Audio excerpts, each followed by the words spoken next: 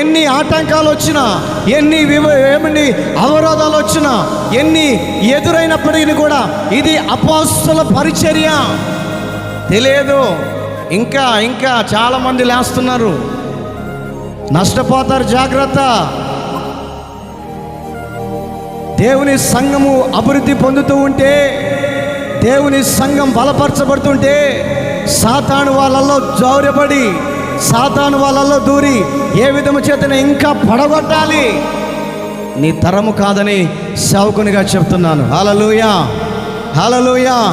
ఎవరైతే దేవుని మందిరానికి, దేవుని సేవకు ఎవరైతే వ్యతిరేకంగా లేస్తారో వారి కోటగూడలను దేవుడు కూల్చునుగాక. చెప్పండి గట్టిగా, హల్లెలూయా. కారణం ఏంటంటే ఆది అపోస్తలుల మధ్యలో నడిపించబడే దైవజనులు ఇక్కడ నిలిచి ఉన్నారు. సాతానుగాడండి అక్కడక్కడ ఏమండి కొంతమందిలో జ్వరపడి ఏదేదో చేయాలనుకుంటారు, ఏమి చేయలేకపోతారు. ఏదేదో చేయాలని ఎంతగానో ప్లాన్లు వేస్తుంటారు. మనుషుల ప్లాన్లు ఎంతవరకు ఉంటాయండి చెప్పండి? మనుషుల ప్లాన్లు ఎంతవరకు ఉంటాయి? దేవుడు తలుచుకుంటే వారి అంతు తేల్చగలడు. ఎందుకో దేవుని వాత్సల్యత చూపిస్తున్నాడు. ఎందుకో దేవుని ప్రేమను చూపిస్తున్నప్పుడు దేవుని ప్రేమకు మనము బద్దులుగా మార్చబడాలి, కానీ సంఘానికి వ్యతిరేకంగా నిలబడకూడదు. సంఘానికి వ్యతిరేకంగా నిలిచి సంఘమును పాడు చేయాలనుకుంటే సంఘము ఏమండి నాది కాదు, సంఘము నీది కాదు. సంఘము ఎవరు అంటే స్వయాన తన దేవుడు స్వరక్తమిచ్చి కొనబడినటువంటి దేవుని సంఘం.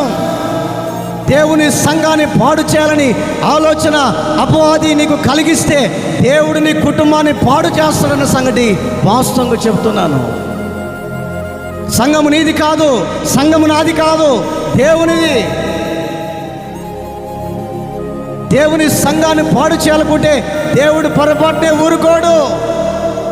ఈ సంఘములో ఎవరున్నారంటే దేవుని యొక్క ఆత్మ నివసిస్తూ ఉంది. అభిషేకించబడినటువంటి దైవజనులు ఈ ప్రాంతంలో అడుగుపెట్టి ఉన్నారు కాబట్టి ఈ ప్రాంతాన్ని దేవుడు అభిషేకించి అనేక మందిని దేవుళ్ళకి నడిపించగలిగినటువంటి కృప దేవుని సేవకునికి ఇచ్చాడు. తెలియట్లే? ఇంకా ఇంకా ఇంకా ఎన్నో ప్లాన్లు వేస్తూ ఉన్నారు. నష్టపోతావు. సంఘానికి వ్యతిరేకంగా లేస్తే నష్టపోతావు. నువ్వెవరివైనా సరే.